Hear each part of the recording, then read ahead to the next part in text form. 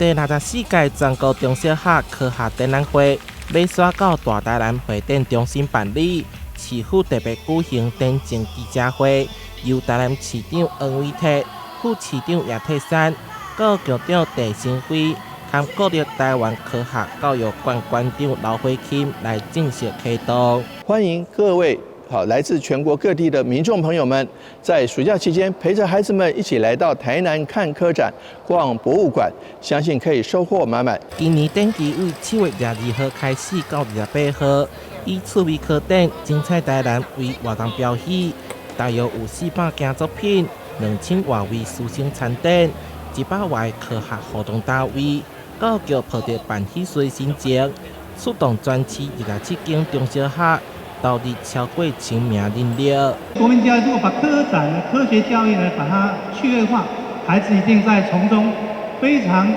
有趣的，那么去学习科学的知识。对生物、对物理、对化学有兴趣，我都推荐各位家长可以带着小朋友一件一件的去看，一件一件的互相讨论。另外，也搁规划9条科学之旅参访路线，